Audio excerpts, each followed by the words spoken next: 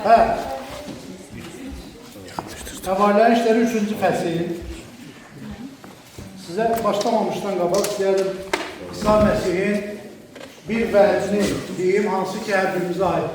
İsa Məsih müqəddəs kitabda deyir ki, şagird müəllimi kimi ola bilməz. Yəni, biz İsa kimi ola bilməz, İsa İsadır.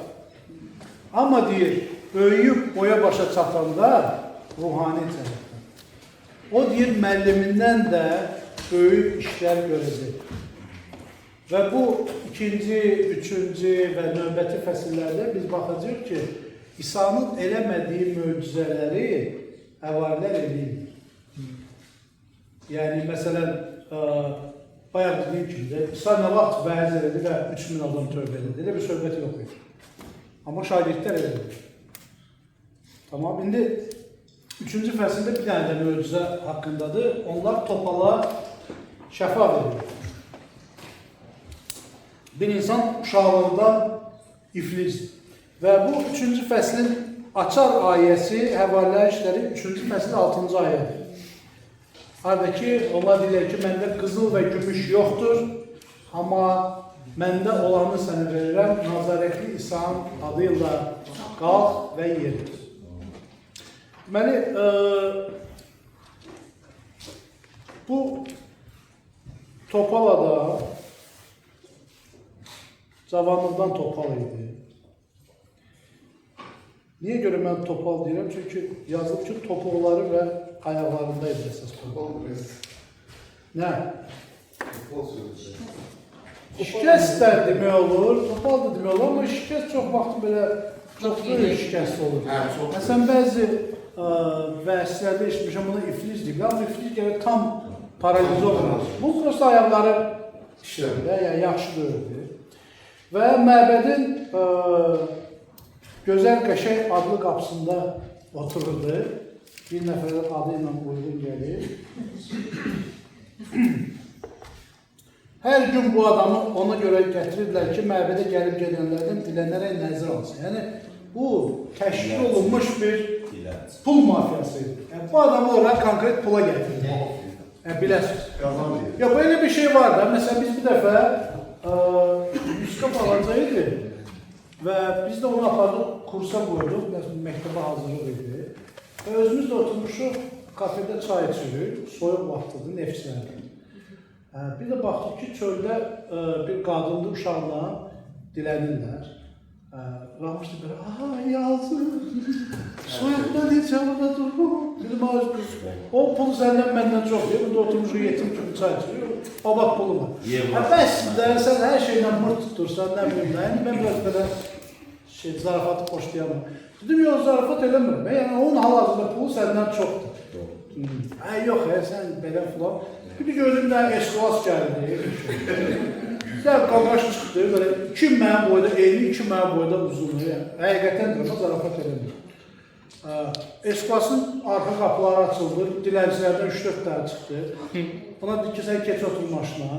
Kağız pulları götürdü, bir xışma kağız pulu götürdü, qəfirlər qaldı orada. Akazvıca yolun o tərəfində, meydanın o tərəfində bir dənə elə obyekt var idi. Ona dedi ki, sən də gəl bax. Onu otuzdurdu maşına, bunların yerinə siment dəyişdi. Təzə uşaqlar, təzə analar. Pulları da yığdı, oturdu, getdi. Şimdi gördün, sən ərin bu qədər pul qazanmışsın. Arvad yazdı məndən çox. Hə? Necə? Neyse, o şimdi, bu da, burada pul oturdu. Və Peterlə Yahya oradan keçəndə bu onlardan pul istəyir. Pul istəyir. Konkret pul oturur, pul istəyir. Amma onun daxilində elə bir istəyi var ki, onu Allah görürdü. Allah görürdü ki, o insan əziyyət çəkir. Orada pula özü otursa da, onun belə deyək, əsas istəyi odur. Prosta onu oraya gətirirlər, fikir verirsiniz. Ki, onu oraya gətirib oturur. Bilməm, məcbur, yoxsa danışırlar, bəlkə qaqalar bağlayırlar ki, 50-50 səhədə işləyək. Obyekt, kliyentlər sənin obyekt. Məsələ belə. Yer pulu verirdi. O dövrdə məbədi bazar eləmişdir. Niyə? Yadımızda da İsa Məsih məbədi dağıdır. Orada tövlə, mölə nə üçün idi? Göyərçinlər, qoyun, quzu nə üçün idi? Göyərçin qurbanın bir növü idi. Kasıblar göyərçin gətirdilər. Varlılar qoyun, quzu, inək, cöngə, kimin pulu nəyə çatır? Ən kasıb adam göyərçin qurban gətirir. İndi təsəvvür edin ki, o dövrdə Yahudiyanın o başından, məsələn, Qalileyadan gələnlər Yeruşalimə gətir, 6 gün qoyunu yolda gətir, canavar, malavar olur. Bunlar deyirlər ki, narahat olmayın. Pulla gəlin, məbədin qabağında alın, günün içərisində qurban gətirin. Bir tərəfdən bu çox rahat bir şeydir. Düzdür, biznes idi, məbədi obyekt kimi işlədirlər, amma imanlılar üçün rahat idi ki, Yahudiyanın başına qoyun gətirməyib, gəlin burada eləyərsiniz. Bir usta məsələn də, gəlsin orada zdaç, plan, pulu xırdalamaq, qızıl pulu gümüş eləmək, şekeli dinariusu şekel eləmək. Sırası eksens də qoymuşlar oraya ki, gəldir, qıraba getirin. Elə məbədin həyətinin hamısını həll edin. Elə adamlar var. Məsələn, məbədə gəlirlər, məsələn, satırlar, çıxarır. Biz bilmirik kim kimə nə satır, kim kimi qarı dəvət. Amma yəni ehtiyatlı olasınız. Bunu məbəd təşkil eləmir, bunu mən təşkil eləmirəm, mənim orada xeyrim yoxdur. Deməli, bu insan da pul istəyir. Amma biz indi bunu deyib gülürük. Amma mən sizə bir şey deyim, əksər insanların istəyi o. Yəni 99% insanlara yaxınlaşsın, bir-iki nəfər belə kim ki rəssamdır, şairdir, göylərdə uçur və yaxud güclü imanlıdır, o deyə bilər ki, mən pula ehtiyacım yoxdur. Amma kimin pula ehtiyacı yoxdur, Allah. Əksəriyyətimizin var. Və belə bir maraqlı bir şey var ki, o adam pul istəyirdi, amma Allah ona əvəzinə dəyişilmiş həyat verir. Biz əksəriyyətimiz pul istəyir. Yendir, yəni. Kimin ehtiyacı var? Hamının ehtiyacı var. Mənim də uşağım var, nə bilim, onların təhsil haqqısı var, bizim yeməyimiz var. Sənin özünə görə problemin var. Hamı pul istəyir. Amma Rəbb istəyir ki, sənin həyatın dəyişsin. Rəbb istəyir ki, bizim ətrafımızın həyatı dəyişsin. Biz kimə geçsək çöldə desək ki, sən nə istəyirsən, ürəyin nə istəyir? Əksər adamlar deyir ki, pul. Hətta, məsələn, mən uşaq olanda və yaxud gənc olanda biz o vaxtı hədiyyə alırıq bir-birimizə, ad gününə, bayramlara. İndi kim hədiyyə verir? Deyirlər, hədiyyə verməkdənsə bir 50 manat pul gedər, özü nə istəyər, ondan. Fikir verirsin, insanların beyni o elə işləyir. Hədiyyə işləyir, 14-15 yaşında, məsələn. Hal-hazırda kimsə gəlibsə suvenir versə, yoxsa 50 manat versə, hansı səhər? 50 manat. 50 manat. Suveniri qoydun evə, sənə xeyri yoxdur, 50 manat. Və bu insan da elədir. Bizim əksəriyyətimiz də elədir. Çöldəki insanların da əksəriyyəti elədir. Kimə yaxınlaşsın, hamı pul istəyir. Amma Rəbb ona şəfadan söhbət gelmiyor. Orada onun həyatını dəyişməlidir. Baxın, o yadınızdadır, Bartimaya yaxınlaşır, ya başqa körlər. Onlar həmişə nə deyir İsa'nəsi? Deyirsən, məndən nə istəyirsən? Adama deyirlər, kör nə istəyir? İki göz. Yox, elə ikisi də düz olsun. Niyə deyir? Sonra gelip operasiyaya 2000 manat pul verir. Korrektirovka edirsən. Yox. Kör nə istəyir? İki göz. Amma baxın, hər kör onu istəmir. Çünki Bartimay kör olmayandan sonra onun qazanc yeri kəsiləcəkdir. Sadəcə ondan soruşanda ki, deyil, istəyirsən, yoxsa rahat yiyirsən, içirsən, rahat körsən, pulun var, dəyişməyə bir şeyin yoxdur da, yəni mühitin var, şəraitin var, şeylə pul qazanırsın. Dəqiq istəyirsən, şəfanı yoxsa yox. O, şikəst deyil, cürü. Nə istəyirsən? Pul.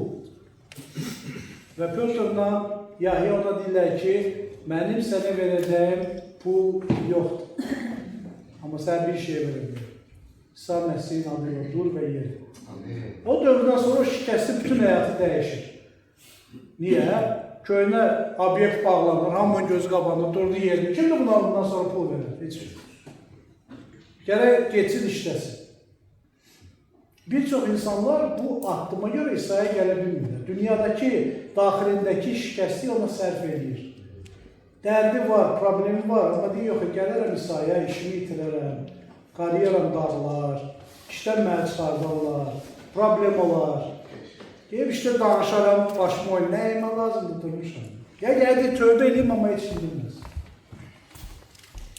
Çünki əksər insanlara biz nə cür də özümüzü gözəl, müqəddəs göstərsə, əksər insanları maraqlandıran pul. Amma bugün bu sözlər Rəbbin hər bir insanı deyir. Mənim sənə verəcəyim qızılım, gümüşüm yoxdur. Mən sənin həyatını dəyişirdim. Bunu şəxsən sənə rəqdir. Hər birimiz. Şəxsən sənə yox, hər birimiz. İkinci maraqlı bir şey bilirsiniz nədir? Peterlə Yahya izzəti İsa'ya verir. Onlar deyirlər ki, bu bizim gücümüzlə olmadı. Burada gəlir ikinci maraqlı bir şey. İnsanlar həmişə izzət istəyirlər. Şöhrət istəyirlər. Məsələn, o güclü müğənnilər var. Onlar, cəmaat onlara əl çalanda, onlar ondan kayf tuturlar. Onlara belə çox xoş təsir edir. Bizə də xoş təsir edir. Məsələn, kiminsə nəsə bir işin düzəldirsən, gəlirlər bir də çox sağ olun. Buyurun, buyurun. O nə sözdir? İçində deyirsən, hop, sən elə ki, eqonun masajıdır. Elə kimsə sənə eqonu belə masaj verir, sənə xoş gəlir. Və bir çox məsihçilər sonra məhz buna görə xidmət edir. Ki, mənim eqom masaj olsun. Üzdən bu görünmür. Üzdən bu görsən ki, babat xidmətçidir, yaxşı xidmətçidir, danışır, vəz edir, müjdəliyir və kimsə gəlib buna deyəndə ki, sağ ol, çox sağ ol, ona xoş gəlir. Amma burada yazılır ki, bütün izzət İsa Məsihindir.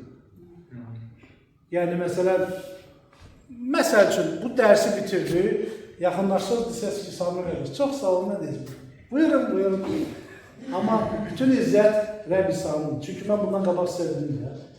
Məni 20-25 il bundan qabaq öldürsəydim, mən dərs deməzdim. Məni dəyişən Rəbb oldu. Mənim həyatımı İsa Məsih dəyişməsəydi, siz mənim ağzımdan söyüşdən başqa heç nə eşitməyəcəksiniz. Yəni belə normal insanlar 3 sözlər bir söyüş deyirlərsə, mən də 3 söyüşdən bir normal söz deyirəm. Mən evə gələndə, mən prosta sakit oturdum ki, birdən ağzımdan nito söz çıxar. Atam istəmir. Çünki ağzımdan normal söz çıxmırdım mən. Yəni, özü xoşuma gəlirdi belə. Söyüm, bəziyim, buluyum, belə qəşəng. Amma baxın, Rəbb insanı dəyişir. Mən hal-hazırda o şeyi nifrət edirəm. Bu şey mənim ruhani daxilimi öldürür. Və Rəbb olmasaydı mən dəyişmirdim. Rəbb olmasaydı sən dəyişmirdin. Rəbb olmasaydı biz xidmətə başlamayacaq. Və bizdə olan güc, bizdə olan nə ənamında varsa, hansı güc varsa, bu Rəbbin lütfü ilə bizə verilən bir ənamdır. Təbii ki, insanlar bunu fərqli yollarda istifadə edirlər. Məsələn, insanlara elə gəlir ki, Rəbb mənə hər hansı bir ənamı verib, mən bunu Rəbb üçün eləyirəm, indi hamı onu Rəbb üçün eləmir. Sonra insan çevirir özünə tərəf. Və sənə elə gəlir ki, artıq sən Rəbb üçün insan, əslində özün üçün eləyirsən. Öz eqovu Türkləri tatmin etmək üçün, özünü razı sal, öz eqovu biraz məmnun eləmək üçün. Və baxın, bir müddətdən sonra insana elə gəlir ki, mən birdən xidmətimi itirsəm, birdən bu ənam məndən çıxsa, mən biabır olurum, mən pis günə varam. Sonra insan başlayır ikili həyat yaşamaq. Ola bilər ki, günahda da yaşayır, amma özünün o xidməti ilə sakitləşdirir. Ona görə hər kəsə öz daxilinə hər zaman nəzarət etməlidir ki, mən nə eləyirəmsə eləyim, bu Rəbbin izzəti üçün. Nə eləyirəmsə eləyim. Nə eləyirəmsə eləyim, bunu eləyən mən deyirəm, bunu eləyən Rəbb. Və Rəbb olmasaydı mən bunu eləməzdim.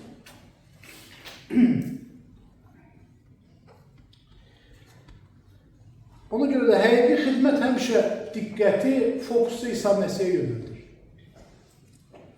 Bir çox xidmətlər var yer üzündə, bilməm, yəqin ki, bəlkə verilişlərdə görürsünüz, vəzlərdə görürsünüz. Xidməti qoyurlar xidmətçinin adı ilə. Və insanda elə bir hissiyat yaranır bəzən. Məsələn, YouTube kanalı açın, adını qoyur ki, məsələn, Samir müəllimin vəzləri, məsələn. Və yaxud da ki, xidmət açın, adını qoyur filənkəsin xidməti. Nə olursa olsun, o xidmət Rəbbin xidməti. Mən heç bir xidməti öz adımı qoya bilməm. Heç bir xidmət məni izzətləndirmir. Heç bir xidmət insanları mənə yönətmir. Çünki mənə yönəltsə, sənə yönəltsə, bir müddətdən sonra sən yıxılan kimi, sənə bir şey olan kimi o xidmətlə davam edir. Rəbbə yönələn xidmət əbədi gəlir. Baxın, həvarilər Rəbbə yönəldirdilər. Ona görə o xidmət 2000 ildir bizə kimi gəlib çatır. Həvarilər işlərində amin sözü yoxdur. Çünki indiyə kimi davam edir. Və dalıyca Peterin bir dənə də vəzi baş verir.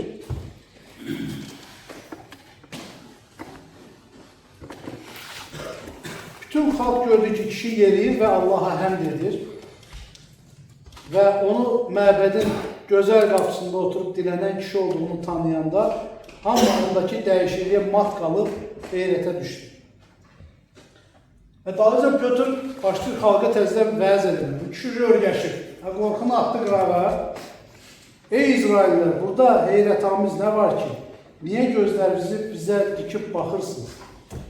Elə bir biz öz qüvvəmizlə, öz möminliyimizlə bu kişinin yeriməsinə səbəb oldu. Və vəzi eləyir və sonra burada İsa Məsihdən danışanda çox maraqlı bir şey olur. O, İsa Məsihi Peyğəmbər kimi təqdim edir. Fikir verirsiniz. Məsələn, bu iki gündə əgər bir imanlı İsa haqqında qıraqda İsa Peyğəmbərdirsə, biz deyəcək, bu deyəcək imanlı deyil.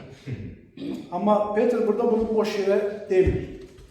O, qanunun təkrarı 18-18-də Rəbb Musaya deyir ki, və mən xalqın arasında sənin kimi bir Peyğəmbər verəcəm və yazılıb ki, ona qulaq asın. Və 23-cü ayda eyni o Peyğəmbərliyi davam edir. Bu Peyğəmbərə qulaq asmayan hər adam xalqı arasından ayrılıb məhv edilir. Və orada o qanun təkrarında olan Peyğəmbərliyi İsa Məsih haqqındadır. Tək İsa Məsih yox, ümumiyyətlə Məsih haqqındadır. Yəni, Məsih həm Peyğəmbərdir, həm Rəbbin Məsih olmuşudur, həm də Rəbbin özüdür. Amin. Ona görə burada yazılıb Peyğəmbər. Yəni, bu sizi çaşbaş salmasın. Və bu Peterin təzdən zadniyə atması deyil, təzdən qorxması deyil. Sadəcə oraya istinad olaraq. Və bunun nəticəsində biz keçirik 4-cü fəslə. 4-cü fəslə keçməmişdən qabaq istəyərik bir neçə həqiqətləri özümüzə yazaq. Birincisi, bizdə pul olmaya bilər, amma bizdə İsa'nın adı var.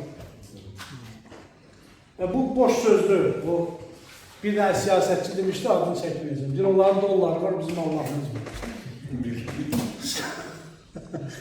Bizim pulumuz olmaya bilər, amma bizim Allah'ımız var. Və o, bizim üçün puldan daha dəyərlidir. İkincisi, izzəti heç vaxt özümə götürmür. Üçüncüsü, cəsarət müqəddəs ruhdan gəlir. İnsanların həm ruhani, həm də fiziki yardıma ehtiyacı var. Şikəstin təkcə fiziki problemi deyil, amma onun daxilində ruhani problem var. Onun həyatını dəyişməyə lazımdır. Və hər bir möcüzə İsa Məsih haqqında danışmaq üçün bir fürsətdir.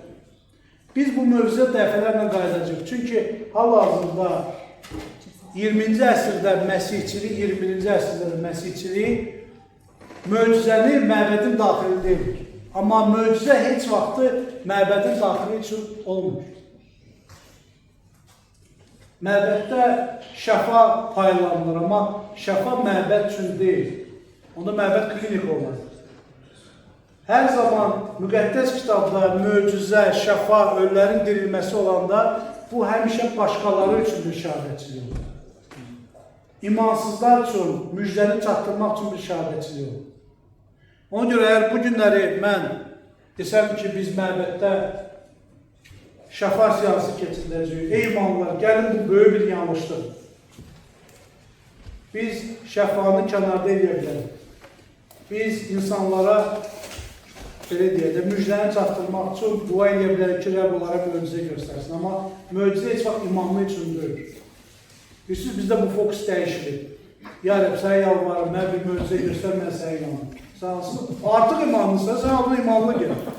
Nə möcüzəyə sən imanlı. Bizdə çox vaxt elədir. Və baxın, bizim həyatımız möcüzə ilə doludur. Artıq bizim həyatımızda dəfələrlə möcüzə edilir. Amma biz hər dəfə nə deyirik? Yəni, biri deyilə, bir dənə deyilə, bax, inanacaq. 100% inanacaq. Yəni, bax, imtihanlarımda mənə kömək eləsəm, bax, inanacaq. Elə demirik, elə deməyə üz lazımdır. Amma ona bənzədir. Yəni, yalvarım, mənə kömək eləsəm, biz də mənə... Ancaq öz problemlərimizi qabağa qoyuyor. Amma baxın, Peterlə Yahya onlar öz problemləri üçün gəzmirlər. İmanlara şəfa vermirlər.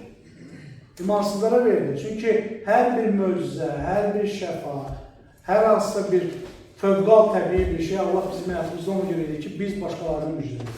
Biz Rəbbin izzətini insanlara göstərir. Bu bizim üçün deyil, imanlar üçün deyil. Baxın, Həvarilər İşləri 2-ci fəsil, bundan qabaqki da biz yadımızdadır, dillər ənamı baş verir, o da insanlar tövbə edir. Dillər ənamı məbədin üçün deyil, imansızlar üçündür. Biz bu gün onu gizlədirik. Biz bu günləri məsələn deyirik ki, dil ənamı da, şəfa da, möcüzə də, bizim məbəddə qırağa kim görür onu? Kim küsə də elə bir toplantı edib və eşidirsiniz ki, məsihçilər çöldə insanlara şəfa verir, heç kim eləmir. Amma məbəddə edir. Ona görə bu yanlış bir yoldur. Bu kəlamın başlanğıcını kəlamda başlayırlar, amma axırını başqa yerdir.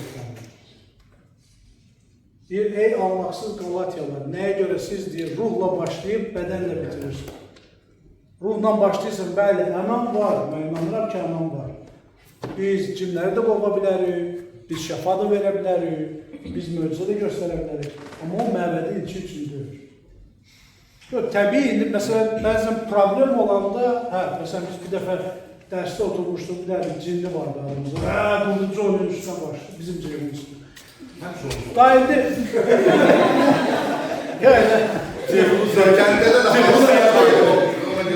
Yox, gəldi də üçümüzün də üstünə bir şeydir. İndi söhbət nədən gelir? Həmin vaxtı bəli, o cinləri sakitləşdirmək üçün dua elədi, cin çıxdı onu. Söhbət ondan getdi. Ha? Yox, cinliydi, görsənir.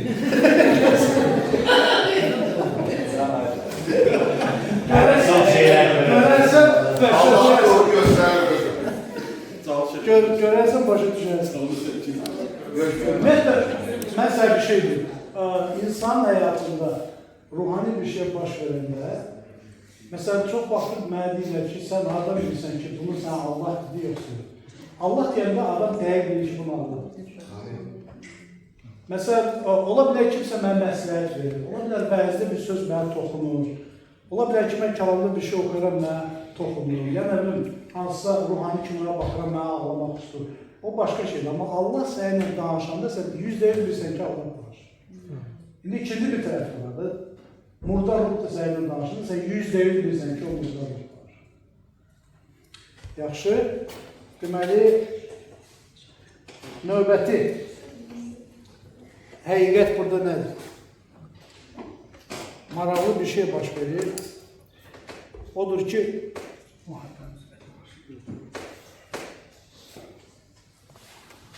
məbəd başlayır dua eləməyə. Və bu nədə başlayır? Məbədin tam bir bədən olub dua eləməsi üçün çox ağır bir şey baş verir. Odur ki, həvariləri tuturlar və gətirirlər məhkəməyə. 4-cü fəsil. kahin məbəd mühafizəçilərinin başçısı və Sadukeylər xalqa vəz edən Pötrlə Yahyanın üstünə gəlir. Aləm qarışıq məhsə bitir. Bunlara görə yer üzərində bütün ağsaqqallar, ilahiyyatçılar toplaşırlar. Baş kahin, Hanan, Qayafa, Yahya, İskəndər və baş kahinin nəslindən olanların hamısı oradaydı. Bəli, hamısı oradaydı. Və Pötrlə Yahya qarşısına gətirib soruşdular ki, siz bunu hansı qüvvə ilə və kimin adıyla edirsiniz? Özləri çarmıxa çəkiblər axı insana. İnanmaqları gəlmir ki o. O zaman Pötr müqəddəs ruhla dolub dedi, ey xalqın rəhbərləri, bu da Pötrün 3-cü vəzi. Əgər sizin bir xəstə etdiyimiz yaxşılığa və onun necə sağalmasına görə sorğu-sual çəkirsinizsə, hamınız bütün İsrail xalqı bilsin ki, bu adam sizin çarmıxa çəkdiyiniz, lakin Allahın ölülər arasından diriltdiyi Nazarətli İsa Məsih adıyla qarşınızda sağlamdır. Buna bir də peçat söz. Birincisi, bu sözlərdə bir belə sətr altı söz var ki, adam şov. Biz buna şəfa vermişik. Siz buna görə bizim üstümüzə gəlirsiniz. Və bu dünyanın xüsusiyyətidir. Siz yaxşı bir şey eləyəndə sizin üstünüzə gələcəkdir. Siz Rəbbin yolunda nəsə yaxşı bir iş görəndə bunu sizdə günah kimi tutacaq. Siz hər hansı bir günahınızı tərgizəndə sizə pis baxacaqlar. Mən məsələn köhnə qurğunu tərk edəndə mənə satqın kimi baxırlar. Nə deyim, sən manaq olubsan, müqəddəs ata olubsan, o qədər lağ elədilər ki. O qədər lağ elədilər ki. Gelib kiməsə Allahın sözünü danışın, mənə pis baxır. Sizə də pis baxacaq. İsa'ya da pis baxır. İsa'ya deyirlər ki, kimsən, nəsən? Kimin oğulsan, nəsən? Filənkə sən qardaşın, bacını diyor, tanıyırıq da. Müqəddəs kitabda yazır. Pötrə da deyirlər də, yəni ki, kim olubsan, nəsən? O gün zadniyə atmadı, 3 dəfə. Bir zadniyə bir dəfə, 2-3 dəfə atırsın. Kimsənsin? Və bizim bütün elədiyimiz günahlarımızı bizim təpəmizə vuracaqlar. Və bunu çox vaxt bizim yaxınlarımız eləyəcək, bizim ailə üzvlərimiz eləyəcək, bizi tanıyanlar eləyəcək. Və bunu bizə, yaxşı əməlimizi bizə irad kimi tutacaq.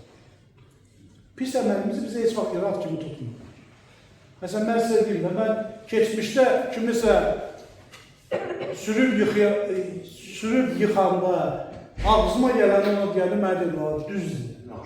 Nə zor dedi, nə zor söydün onun, nə bilim, hər yerini. Cəmaatın xoşuna gəlir. Kimdənsə gedin, dava edin, şey edin, deyirlər, düz elədin, qəşək qoydun ona, ləzzətli tutdu, şapaladı, düzdür. Amma indi gəlsən, möcüzədən danışırsan, deyirlər ki, nağıl danışırsan. İndi gəlsən, İsa'dan danışırsan, deyir, kimdən danışırsan danışır, gel Buddadan danış. Krishna'dan danış, nə Peyğəmbərdən danışırsan danış, bu dünya heç vaxt səndə irad tutmur. Nəyə görə? Çünki müqəddəs kitabda İblis Məsihin əleyhidarı yazır. Yunan dilində Antikrist, Antikristos. Anti-Budda deyil ha. Anti-Krishna deyil. Anti-İlyas, anti-Musa, anti-kim olursa ne olur? Məsihin əleyhidarıdır. Krishna'nın əleyhidarıdır. Başqa şeyin əleyhidarıdır. Ona görə də İsa Məsih haqqında harada nə danışır, bilin ki, sizə mütləq müxalifət olacaq. Mütləq bəzi şirin yerində biri gələcək, söhbətin içinə zibil qoyacaq və sizi çalışacaq ki, hər bir şeylə pozsun. Ki siz dayandırasınız xidməti. Dayandırmayın. Dayandırmayın. Baxın, gəldilər bunların üstünə, bu əksinə Peter üçün təkan oldu ki, başlasın onları müjdələmək. Fikir verirsiniz, Kimləri müjdəliyir? Bax, birinci müjdəliyirdi İsa'nı heç tanımayanları, heç İsa haqqında eşitməyənlər. Pentekost günü dünyanın hər yerindən gəlmişdir. Düzdür?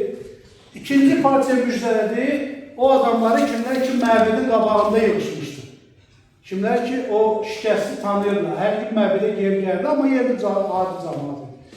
Üçüncüsü görsən Peter müjdəliyir Qayaffa, Xannanın nə bilim əmisi oğlu Yahya, nə bilim xalası oğlu İskəndər. Bütün kimlər yığışmışsa onları müjdəliyir. O dövrün prosto tanınır. O dövrün elə bütün məmurları da olur. Onları müjdəliyir. Fikir verin, İsa belə onları müjdələməmişdi. Petr onları müjdəliyir. Petr sözü özü belə yapışdırır sifətləri. Baxın, sizin çarmıxa çəkdiyiniz İsa'nın adıyla vermişdir. Ondan qabaq onlar sübut axtarırlar. İsa Məsihi onlar təqib edəndə, İsa Məsihi mühakimə edəndə yalancı şahidlər falan çağırdılar ki, İsa'nın üzünə dursunlar. Amma indi durmadın, təxir yox. Petr nəyi var idisə, bizim söz var, açdı sandığı döktü falan. Ürəyini boşaltdı onlar. Sizin çarmıxa çəkdiyiniz İsa'nın adı ilə ona şəfa verir. Yan tökülür. Çarmıxa çəkməzdir, mən də şəfa verir. 11-ci ayda deyir ki, siz bərnaları rədd etdiyi daş, güşə daşı olan həmin İsa'dır. Bərnaları rədd etdiyi daş, yəqin ki, bu məsələ tez-tez eşilirsiniz. Deməli, indi texnologiya dəyişir. Keçmişdə nə edirlər? Gelirlər dağlara, 4 dənə yekə qaya daşı tapırdılar. O qaya daşı yonulmurdu, eləmir. Onu evin 4 dənə küncünə qoyur. İndi beton tökülür. Dəmirdən stakan düzəldirlər, yama qazırlar, içinə beton tökürlər. O olur evin fundamentinin küncləri. Sonra uzun belə şeylər atırlar. Düzdür betonlar, kimlər ki ev tikib qılır. O dövrdə gedirlər dağdan qayanı gətirirdilər, dağını yonmurdular, eləmirlər. Elə çala qazırdılar, evin 4 dənə küncünə qoyurdular. O daş heç yerdə istifadə oluna bilməz. Deyir ki, qaya daşdır. Qalan daşlar yonulmuş daşlar. Və evi saxlayan odur. Və bu ilə onlar deyirlər ki, sizin bütün imanınız, sizin bütün o qurduğunuz sistem, bütün ibadət edədiyiniz kalam, hər şeyin təməli İsa Məsihdir. Siz fariseylər, sadükeylər demirsiniz, biz kalam əhliyik, biz kalamı oxuyuruq. Kalam İsa Məsihdir. Əzəldən kalam mövcuddur, kalam Allah'tandır, kalam Allah eləyən İsa Məsihdir. Və kalam bəşər oldu, gəldi aramızda. Kalam, Allahın kalamı, hansında ki siz ibadət edirsiniz, hansının üzərindəki məbədi qurmuşsunuz, o məbədimizin fundamenti İsa Məsihdir. Petr burada o sözü deyir. Çünki səma altında biz insanlara verilən başqa bir adı yoxdur ki, onun vasitəsilə xilas olur. Bunu yadda saxlayın, Həvarilər İşləri 4-12. Gözəl ayələrdən biridir. Bu bizim 4-cü fəslin açar ayəsidir. Və 23-cü ayədə biz görürük ki, 22-ci ayədə bunlara qadağa qoyurlar. Amma 23-cü ayədə biz görürük ki, məbəd başlayır dua edir. Çünki məbəd hiss edir ki, artıq təqiblər başlayır. Və biz oxusaq görəcəyik ki, azadlığa buraxılan Petr və Yahya öz yoldaşlarının yanına gəlib, başçı kahinlərin, ağsaqqalların sözlərini onlara çatdırdılar. Və məbəd başlayır dua eləməyə. Və sonraki ayələrdə biz görürük ki, təqib məbədi möhkəmləndirir. Fəslin axırına baxsaq, 32-ci, 37-ci ayələrdə biz görürük ki, imanların birliyi göstərir. Hər bir məbəd təqib vaxtı daha da güclü olur. Məhz həqiqətidir. Baxın, Avropa ölkələrində o qədər təqib yoxdur. Ona görə gelin məbədlərə baxıb püskürür. Boş deyil. Keçən nəfər bir başqa dinin nümayəndələri məbədə aldılar, orada öz ibadətini edirlər. Satanistlər aldılar. Bir məbədi diskoteka edədilər və boş binadır alıb, kirayəsini verə bilmirlər. Keçil olaraq. Ona görə məbəddə təqib olanda, düzdür, demirəm ki, təqiblər üçün dua eləyir, onunla oynamıyor. Amma müqəddəs kitabda belə bir ayə var ki, hər bir, bu Timoteyə göndərsizdir, hər bir təmiz yaşamaq istəyən, salih yaşamaq istəyən bir imanlı təqib olunacaq. Mütləq. Bu başqa yolu yoxdur. Ona görə də İsa Məsih nə deyir? Deyir, sizi təqib edəndə nə bəxtiyarsınız. Sevinin və şadlar. Düzdür, sevinmək alınmır. Çünki bilirsiniz necədir? Təqib elə olmur ki, məsələn, sən sakit oturmursan, iblis gəlir başlayır, mən iblisəm, nə bilim, buynuzlar çıxır, buyruq çıxır. Elə söhbət olmur. Sən oturursan, sakit oturduğun yerdə öz nə bilim, doğma bir adamın, gəl başlayır səninlə mırt tutmağa. Sən də sadəcə tutmursan ki, bu səninlə mırt tutan iblisdir. Görmürsən, zəhlə bilsən ki, nəsə sənə yaxınındır. Sənə bunu tutursan, 1, 2, 3, qırğın başlayır və sonra sən qırğının ortasında görürsən ki, artıq sənə də bütün cinlərin qalxıb ayağa və sən hiss edirsən ki, sən sınavdasan. Çox vaxtı çox təəssüf ki, biz sınavda olmağın artıq ortasında olanda biz dərk edirik ki, biz sınavdayıq. O dəqiqə bizi hiss eləşir. Məsələn, mən bilirəm ki, oradan tutaq ki, hansısa bir cin gəlir, o dəqiqə dua edərim ki, gəlməsin, düzdür. Biz onu hiss eləmirik. Cin gəlir, sənə söhbət edir, sənə qırğına çıxır məsələdə. Və sən bir də ayrılırsan ki, sən yaxınındır, məsələn, ərindir, arvadındır, övladındır, bacındır, qardaşındır. Akazmısı odur. Amma onun vasitəsilə sənə sınav gəlir. Çox vaxtı bizə elə gəlir ki, bütün cəhənnəmin cinləri qalxır. Gəl, o elə deyil. Balaca bir də cin olur. Bizim cincik. Sən yoldan çıxardı.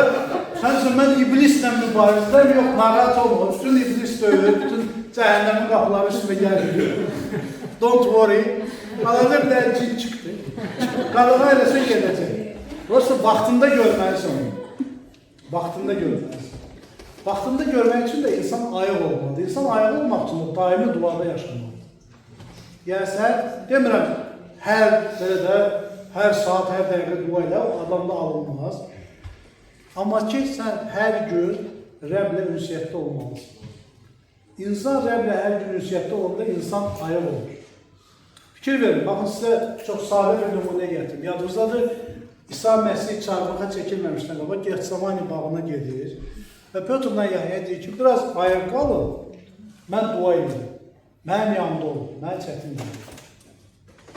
Bu neyirlər? Yatırlar. Sən yarıqları bir dəfə dua edir. Deyir ki, bax, durun ha, sınaq başlayır. Gedən gün bunlar təzdən kəlləni atıb yatırlar. İndi fikir verin, əgər onlar həmin vaxtı ayıq olsaydılar, yəni ayıq olmaq üçün onlara nə lazımdır? İsa ilə ünsiyyətdə olmaq lazımdır. İsa ilə ünsiyyətdə olsaydılar, yatardılar? Yox. Adamla ünsiyyətdə oldu, gecə saat 3-ə 4-ə kimi, səhərə kimi söhbət edə bilər. Düzdür? Biz də Allahla ünsiyyətdə olsaq hər bir günümüzdə, demirəm, qurul sutqa, hər dəqiqə, hər saat. Amma hər bir günümüzdə Allahla ünsiyyətdə olsaq, biz sınağı hiss edəcəyik. Amin. İndi baxın, kilsə başlayır dua eləməyə. O duanı biz bu günləri abeddən sonra oxuyacağıq. Hər bir qrup oxuyacaq. Və orada maraqlı bir duanın mövzusu var. Kilsə təhlükəsizlik üçün dua eləmir. Kilsə dua edir cəsarət üçün. Maraqlı. Baxın, demirlər ki, ya Rəbb bizi qorur, ya Rəbb bizi fariseylərdən qurtar, ya Rəbb bu sadikələri rəddir. Yox. Bir ya Rəbb bizə cəsarət verir ki, biz sənin sözünü danışırıq. Biz çox vaxtı belə də özümüzü mərkəzə qoyduğumuza görə biz əksər dualarımız nədir? Ya Rəbb mənə xeyir dua verir, mənə qorur, mənim vasitəmlə danış. Mən gedirəm danışmağa, məni sən qorur, mənə müdriklik verir, mən fikir verirsiniz. Ortada xidmətə aid bir dənə dua yoxdur. Mən xidmət üçün dua edirəm. Ya Rəbb, mənə xeyir dua verir, mən bu xidməti edir. Yenə də mən. Amma burada kilsə deyir ki, ya Rəbb, bizə cəsarət ver ki, biz bu xidməti edirik. Mənim təhlükəsizliyim yox. Sən məni qoruma, ya Rəbb. Sən Pötrlə Yahyanı qoruma. Bizi qoruma. Amma bizdən istifadə elə ki, biz sənin sözünü yayaq. Təhlükəsizlik üçün dua eləmirlər. Öz həyatlarını qorunmağı üçün dua eləmirlər. Cəsarət üçün dua eləmirlər. Və onların birliyi nədə göstərilir? Əgər ayələrə baxsa görəcək ki, yazılıb ki, onlar bir ürək idilər. Bir ürək. Bir ürək bilirsizlər. Bir çox insanlar var ki, biz nəyisə deməmişdən qabaq onun dilinə gəlir. Bir çox insanlar var ki, o bizim baxışımızla başa düşür. Burada yazılır ki, bütün məbəd eləyir ki, hamı bir-birini tuturdu. Bir ürək. Bu o vaxt olur ki, nə vaxt ki, sən insanı sevirsən. Əgər insan səni vecvə döyürsə, əgər yaxınları o məbədin üzrləri səni vecvədir, o qədər də problem olmur. Görürsən, qardaş danışır, vəz edir, ağzı burnu vurur, ağzına hava tutur, biri gətirib o bir stəkan su verir. Niyə? Çünki hər kəsə özü fikirləşir. Rəbb mənlə danışır deyir. O da fikirləşir, sən qardaşın, sənə xidmət edir. O da yazır. O da yazır da. Ya o xorda yayda, istidən qırılırlar. Biri gedən kimi geçsin bir stəkan su gətirsin,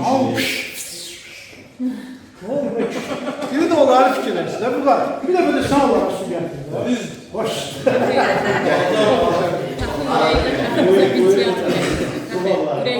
Ventilator gətirirdim. Və yaxşı, sakitləşək deməli. Söz dinlə olmuyor. Bu fəsildə birinci dəfə Barnaba görsənir. Yəni, bundan sonra onun böyük rolu olacaq. Birinci dəfə biz Barnabanın bu fəsildə rastlaşırıq bunu. Deməli, gəlin baxaq, buradan hansı dərslər çıxarda bilərik. Baxın, bizim imanımız həmişə təqiblərlə rastlaşacaq. Əgər həqiqi imandırsa, həmişə təqiblər olacaq. İkincisi, cəsarət Allahdan gəlir. Üçüncüsü, ən güclü şəhadətçilik bizim həyatımızdır. Kiməsə vəz edirsizsə, kiməsə nəsə danışırsınızsa, ən güclü şəhadətçilik sizin həyatımızdır. Ona görə, əgər həyatımızda dəyişiklik yoxdur, deməli, imanlı deyirsiniz. Bu biləsiz, hər kəs özü fikirləşsin. Sonra gəlib məndən soruşmur, mən imanlıyım yoxsa yox. Sənin həyatında Rəbb dəyişiklik edibsə, deməlisə imanlısın. Dua ruhani güc verir və həqiqi iman, sevgi və səxavət yaradır. Deməli, keçirik 5-ci fəsil.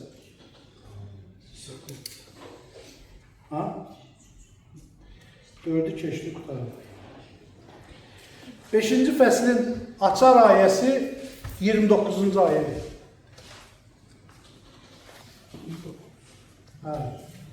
Deməli, 5-ci fəslin əvvəlində Ananiya ilə Şapiranın söhbəti verilir. Pul barədə. Deməli, 4-cü fəslin axırında yazılır ki, imanlılar biri idilər və evlərində, eşiklərində nə var idisə satırdılar və gətirib cəmiyyətə verirdilər. Düz deyil, yadımızda da o idi. Sizcə bu məbədin qanunudur, yoxsa yox? Yox, özəri. Qanundur. Özəri. Sən kirayı alırsan, sənə danışmaq asandır. Kimin evi varsa, satıb gətirsin məbədə versin. Onlar özləri qərar verirlər buna. Özləri qərar verir. Özləri gözü satmaq getirmək. Biz də gəlin məbədimizi. Yaxşı, gəlin belə bir şeydir. Hər kəs, hər bir qrup, indi öz daxilimizdə sizə 2 dəqiqə var. Müzakirə edin ki, burada spor çıxmasın. Hər qrup özü edin. Sizcə bu elədikləri şey düzgün idi, düzgün deyil. İkincə, bu belədir ki, yəni bu ürəyin istəyinə bağlıdır. Verə də bilərdilər, verməyə də bilərdilər. Ayə ilə də bunu belə gətirmək olar ki, birincisi açar ayədə dedik ki, onlar özlərini ürək birliyinə çağırmışlar bu bir. Həm də Xananiya ilə Safira pulu gətirəndə Peter onlara deyir ki, sizi kim məcbur edər ki, onsuz da bu pul sizin ixtiyarınızda deyil.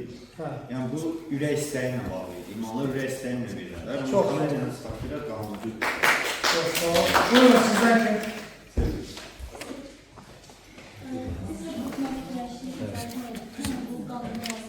Səhərə baxmayla. Bunlar nəzərdə olarsanız gətirirlər, bunlar istəyir. Yəni, bunların ürəklərinə gəlir. Çox sağ olun. Bizim fikrimiz odur ki, yəni onlar can bir qət deyirlər, yəni o dövründə fikirləri bir olub, bir iki insanı və bəlkə də o nüfuzlu ki, onlar da o fikri dəstəkləyir. Amma burada bir şey deyir ki, deyir ki, onlar arasında torpaq və onlar satırdılar və onlara bol-bol lütf ehsan olunur.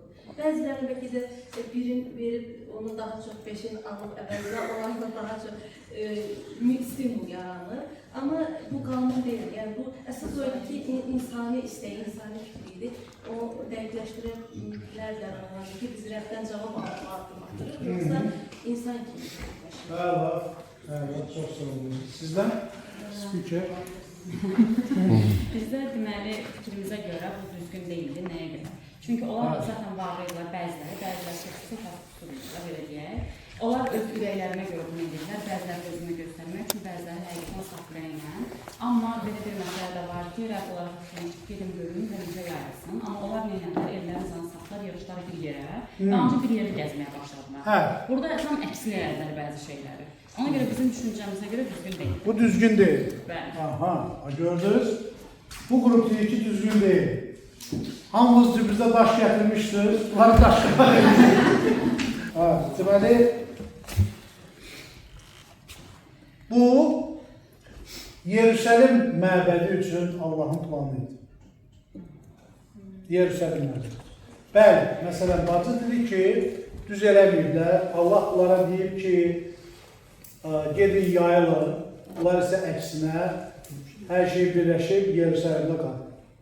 Amma biz baxırıq ki, növbəti 8-ci fəsildə təqiblər başlayanda, bunların ucu Yeruşəlimdə ev eşiği yoxdur. Ev eşiği də dağıtdılar, verdilər məbədi. Məbədi də dağıtdılar, bunlar məcburla yansınlar. Bu Allahın məhz bu məbəd üçün planı idi. Ona görə sizə bütün Həvarilər İşləri kitabının atalar sözünü deyir. Əgər bir məbəd Həvarilər İşləri 1.8-i eləmirsə, o məbədin başına 8.1 gəlir.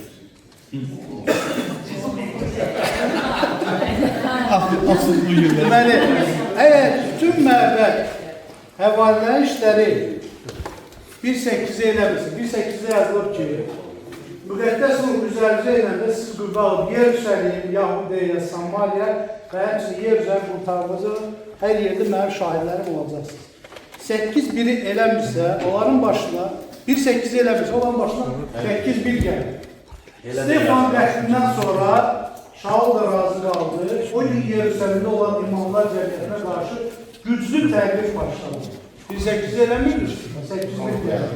Həvarilərdən başqa imamlar pərəm-pərəm düşüb, Yahudiya, Samariya hər tərəfinə yayılır. Yaxşılıq nə eləmirdi, evimizdə daxil, problem yox. Sizi belə sındıraq. Bu, misyonerin atalar sözüdür. Deməli, indi burada nə baş verir? Biz özümüz də bilirik ki, bu Yeruşəlimdə yaşayan bunlar şərq millətidirlər və şərq millətinə xas olaraq belə bir xüsusiyyəti vardır. Ananiyadan Şapira baxır ki, hamı verilir. Deyir, biz kimlə geri qalır? Biz də verəcəyik. Bəs-bəs-də, hə, elə bir ki, sən məsələn, mən toyuma gəlib 50 manat salmışsınızsa, mən yiyərəm 100 manat. Orada, hə, orada. Siz şeydə, Gəncədə hüzurda olmayıbsınız. Gedirlər zaman prakatlar, bagema qablar götürürlər ki, geçsinlər ki, mən zamanlığım oradakı. Bagema qabı tapırlar ki, mənim yaşımda bagema qab olsun, yemək içmək olsun, nə bilim, keçən dəfə 5 naxalım etsə, qonşuda 5 naxalım olsa, məndə 10 naxalım da olsun, nə bilim. Onlar aşmayı da axıda bilsə necə olur, biz olur da ara boyunu olur toyda. Tuz araba götürdə olur yansın. Belə də hər şey olur. Limonat, hər şey. Neyse. Deməli, Bunlar da bu Hananiya ilə Şapira deyirlər ki, biz də heç kimdən geri qalmayaq, biz də verək, görünsün ki, veririk. Amma deyirlər, hamısını verirlər, sonra bizdən bir şey olar, saxlaya qalır. Və burada problem üstün nədədir? Problem onların niyyətindəydir. Yəni, problem verdiyi pulda dönür. Niyyət pis olanda adamı gəlib hədiyyədə verərlər. Amma o niyyəti pis. Onların ürəyi düzgündür. Düzgün olmayan ürəklə gətirib məbədə Mercedes-ə bağışlasın, təzə bina da bağışlasın, onun xeyri yox. Nəyi edirsənsə, gərək səmimi qəlbinə edirsən. Məqsədli yox, bunların əslində, belə deyək də, birincisi o idi ki, məsələn, izzəti özlərinə götürürlər. İndi baxın, nəyə görə, indi bunlar onu elədilər, Fikir verirsiniz, indi məbəddə maşinlik azdır, o qədər var ki. Bunlar elə məbədə verirlər, burada məbəddə oxuyanlar var. Düzdür. Bir dəfə mən gənc olanda, nə bilim, 20 yaşındadır, Nəziri mən görürdüm. Baxdım ki, bir kişi əlini adı İnqilab dayıdır, ölüm demək olar. Əlini atdı Nəzir qutusuna gördü, fırlatdı bir Məmməd çıxartdı orada. İndi o vaxtı bunun adı eləydi, kim bilmirsə. Kişiyə belə baxdım, əyri, kişi belə pulu buraxdı. Gələn dəfə təzir Nəzir İbrahim, kişi belə cibindən pulu çıxartdı, belə fırlatdı. Mən qoyaraq, fırlatmamışım. İndi söhbət nədən gedir? İnsanın ürəyi gərək düzgün olsun. Mənim ürəyim düzgünsə, mən verdiyim nəziri mən bilirəm. Və istəyərəm 10% verərəm, istəyərəm 20% verərəm, istəyərəm 50% verərəm. Bunu mən özüm bilirəm. Yəni, bunu mən heç kim güclə nəyəsə elətdirə bilməm. Mən Rəbbi sevirəmsə, mən özüm bildiyim qədər veririm.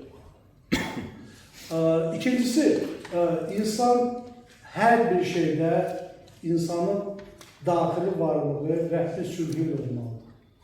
Sənin ürəyində sülh yoxdursa, verməyim. Bəlkə bu qədər verir, lütf eləmir. Daha yaxşı olar ki, eləmir. Sən sülhün olmalıdır. Müqəddəs kitabda yazılır ki, Rəbb ürəklə verənləri sevir. Rus dilində yazılır, dabra axotla, yəni can xoşluğu ilə verər. Verirsən, bəlkə ki, qurban deyə Rəbbə hər şey qurban. Elə verirsənsə ver. Elə vermirsənsə, deyirsən ki, təb, verim. Bir atım, 3 atım, 5 atım. Skoçsu pulum var, qoy onu atayım. Elə verirsənsə, verim. Və burada Rəbb ürəyi istəyir. Sual verək də, o qədər indi hal-hazırda məbəddə maşın qoyur. Niyə heç kim ölmür? Ananiya ilə Şapira günahı nədir? Niyə belə tez baş verir? Mən sizə deyim, məsələn, Müqəddəs kitabda qanun təzə veriləndə yazılıb ki, şənbə gününü, belə deyək də, müqəddəs tut, o gün Allahın günüdür və həmin gün işləmə eləmir. Və biz baxırıq ki, İsraillərdən bəziləri qanun verilən kimi səhərsi çıxılar, odun yığmalar nədir, onlar öldülər. Məbəd təzə qurulanda, cəmiyyət təzə qurulanda, Rəbb bir çox şeyləri, belə deyək də, ibrət olmağına görə cəzalarını tez verir. Bu, bir çox məbədlərdə var. Məsələn, bir çox məbədlərdə bu şəhadətçilik də var ki, məsələn, məbəd kimi yığışmağa başladı, heç nəyimiz yoxdur, dua elədik, üstünə deyək, 2 gün keçmədi, bizə binanı hədiyyə edir. Binanı hədiyyə bilsinlər. Binanı bizə hədiyyə edir. Sonra illərlə dua edirsən ki, ya Rəbb, 500 manatımız yoxdur, lagerə çatmır, Rəbb yetirmir. Məsəl üçün. Düzdür. Yəni, məbəd təzə-təzə başlayanda, Lüboy cəmiyyət təzə-təzə başlayanda Rəbb fövqal təbii xeyir dualar verir və eyni zamanda fövqal təbii cəzalar verir. Ki, bu ibrət olsun və sonraki məbəd üçün, sonraki məbədin üzvləri üçün bu bir qayda qanun olsun. Verirsən ver, vermirsən ver. Tamam, verirsənsə ürəklə. Və yaxud da ki, məsələn, məbəd təzə-təzə yarananda biz baxırıq ki, bir daha dua elədilər, Pötr azad oldu. Sonra dua elədilər, heç azad oldu. Sonra da Pötr baş aşağı çarmıqı çəkdi. Nə oldu? İmanları azaldı, yox. Sadəcə məbəd təzə yarananda Rəbb qeyri-adi xeyir-dualar verir. İnsan xidmətə başlayanda Rəbb qeyri-adi xeyir-dualar verir. Mən bunu öz həyatımda görmüşüm. Xidmət üçün qabaq nə istəyirdimsə bir an içində şap Rəbb verir. İndi bir görsən, Rəbb üçün, Rəbbin xidməti üçün nəyisə istəyirəm, vermir. O deməkdir ki, iman azalır. O deməkdir ki, sadəcə başlanğıcda Rəbb həm ibrət üçün cəzalandırır, həm də xidmətin tez başlamağı üçün böyük xeyir-dualar verir. Amin. Deməli, bu fəslin əsas məqsədi nə puldur, nə nəzirdir, nə də onunla birdir. Bu fəslin əsas məqsədi kilsədə səmimiyyətin olmalıdır. Kilsədə səmimiyyət olmalıdır. Səmimiyyət yoxdursa, o ya təşkilatdır, ya teatrdır, halbuki hamı rol oynayır və s. Və biz baxırıq ki, 17-ci ayədə 17-ci ayədə heç nəyə baxmayaraq Pyotr gili həbs edilir. Axırı həbs edilir. Fikir verin. Biz fəsli oxuyanda biz baxırıq ki, hər şey tez başlayır. Bu səhərsi gün olan bir şeydir. Fəsildə bəzən ayələrin arasında belə uzun müddət vaxt keçir. Məsələn, biz dünənləri Hüseyin qardaşla Pavelin həyatını, dərsi hazırlaşırıq. Pavelin həyatı haqqında danışanda bizdə belə bir araşdırma oldu. Çünki yazılıb ki, məsələn, Pavel getdi Dəməşqə, yolda İsa'nı gördü, tövbə elədi, sonra getdi Yerusəlimə, sonra getdi Dəməşqə, sonra getdi ora-bura. Adama deyək ki, 3 gün içində baş verir. Nəyə görə? İndi maşın var, Dəməşqlə Yerusəlimin arası 3 saatlıq yoldur. Yəni, İsrail təxmini Azərbaycan boyda təxmini. Düzdür? Bizə də gəlir ki, 3 saat, 4 saat, mindi samolyota getdi Dəməşqə, oradan mindi Qatara gəldi. Amma sonra biz baxdıq ki, arasından 3 il vaxt keçir. Halbuki qonşu ayələrdir, hətta qonşu fəsillərdir. Ona görə bu söhbətlərin arasından bir xeyli vaxt keçir. Yəni, biz oxuyuruq, bizə tez gəlir, amma əslində arasında vaxt keçir. Tamam. Bu, Pavel'in şeylərlə görüşməsinin arasında nə qədər? 14 il vaxt keçmişdir, yox. Tövbəsi ilə Pyotr'la tanış olandan sonra. 3 ildən sonra Pyotr'la tanış olur, 14 ildən sonra bir də qayır.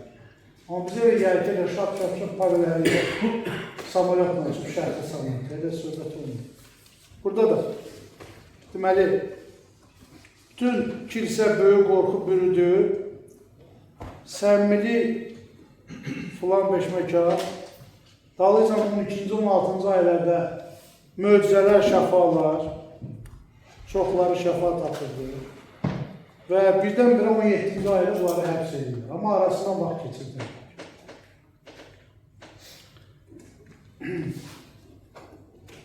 Deməli, gəlir birlikdə 17-ci ayədən bir neçə ayı oxuyur.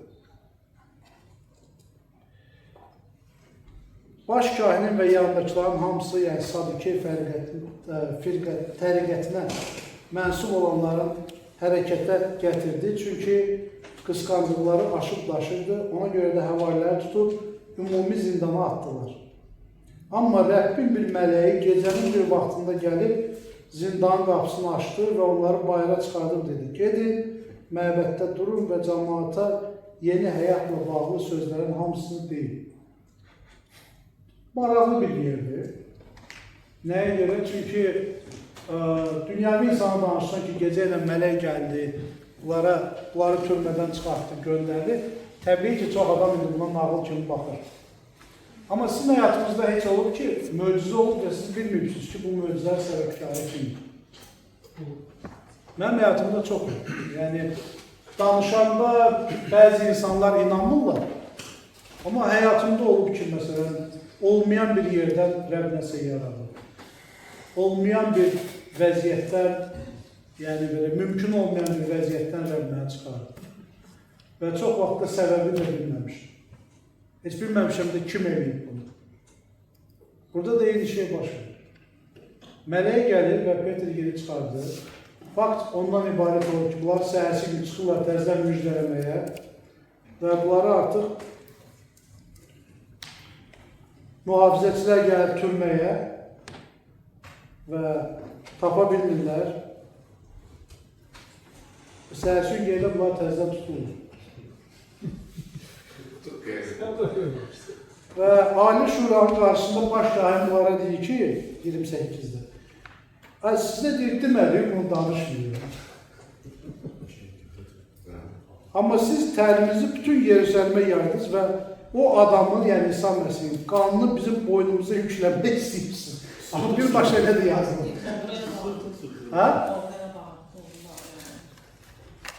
Adamı deyərlər, siz öldürməmişsiniz. Kimin boynuna yükləyir? Mən öldürməmişəm, sən öldürübsən, sən bilmirəm. Şimdi söhbət nədən gelir?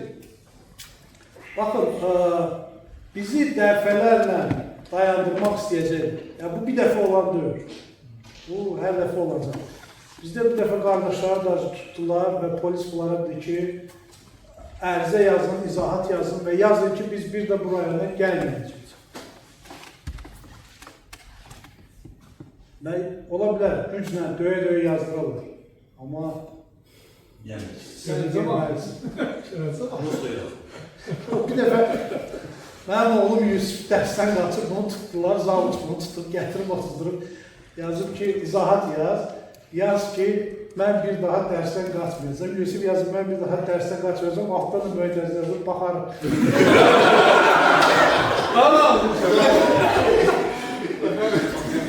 İndi bunlar da deyin ki, biz bir də müjdə gəlməyəcək, baxarım.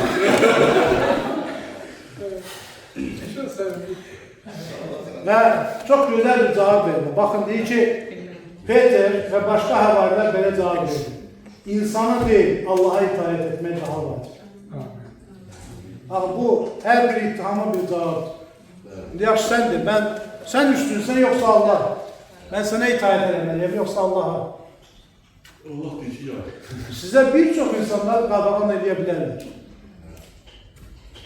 Hətta Allah eləməsin, Allah məni ondan bir gün qabaq götürsün bu yer üzündən, mən belə gəlib sizə deyə bilərəm ki, müjdəni yaymayın, amma qulaq asmayın.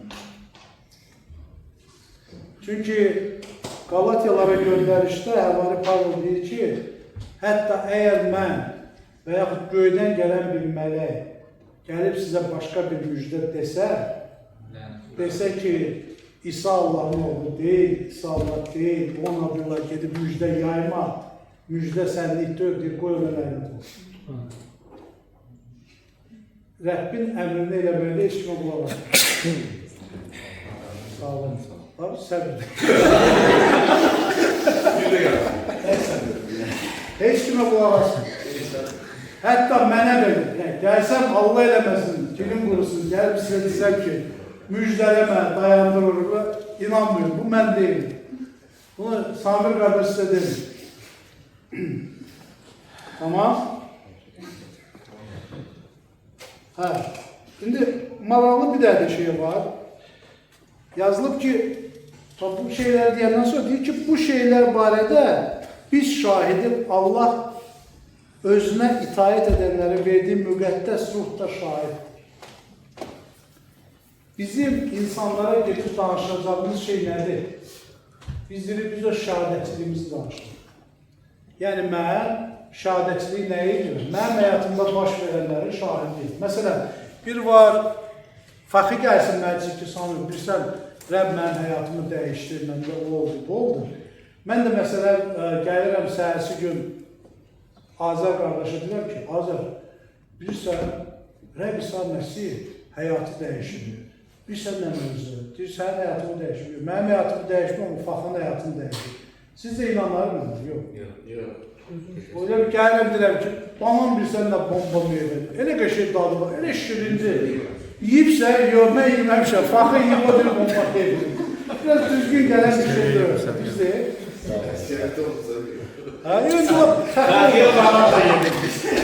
O da məsələn, tək söhbət banandan getmir.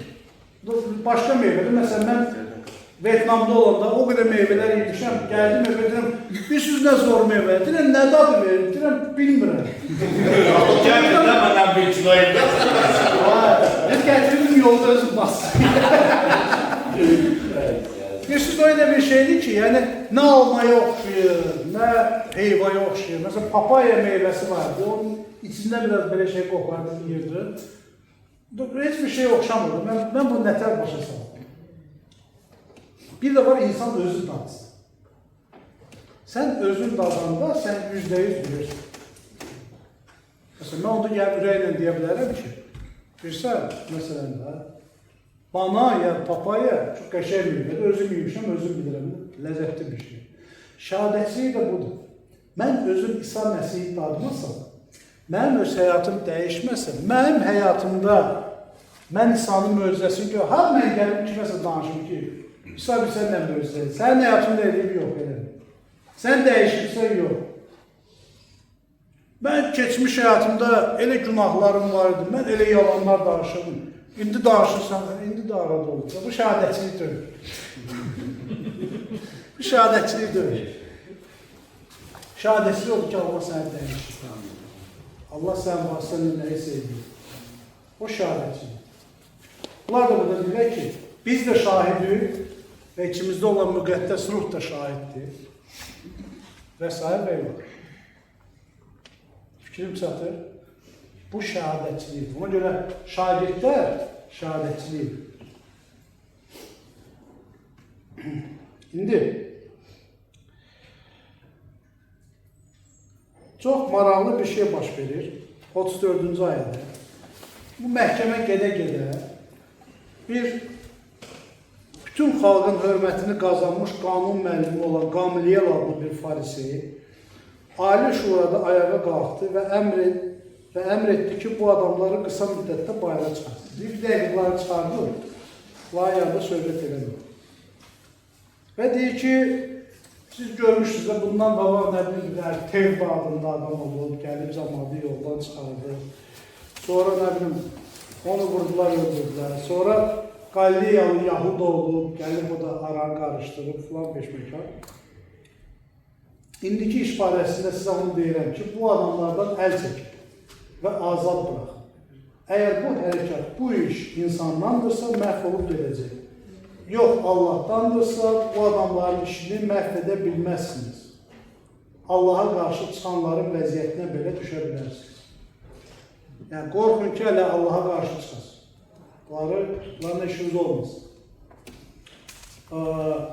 Bugünkü gündə mən bəzən olur ki, insanlarla danışıram yanlış təlimlər haqqında. Mənə bu ayəni deyirlər ki, nə bilirsin, bəlkə onlar Allah'tandır. Yox. Nə kalama görə deyilsə, o Allah'tan deyil. Onların danışıqları kalama görədir. Onlar danışırdılar, kalamdan şəhadətçilik gətirdilər. Yeşaya Peyğəmbərdən danışırdılar, nə bilim, Yunus Peyğəmbərdən danışırdılar, Pötrin vəzindən danışırdı. Yəni, istifadə elədikləri ayələr falan düzdür. Kalamın üzərindən danışırdı. Amma nə kalama ziddirsə, nə kalamda yoxdursa, o yanlış təlimdir. Və onu mən ifşa eləməliyim, mən borcum. Amin, ona görə hər şeylə yanaşmaq düzdür. Kimisi gəlib mənə deyə bilməz ki, təzə bir cərayir yaranır, nə bilirsən Allah'tan. Əgər kalamın üzərində döyürsə, kalama zid deyirsə, nə olur olsun Allah'a qarşı. Amin.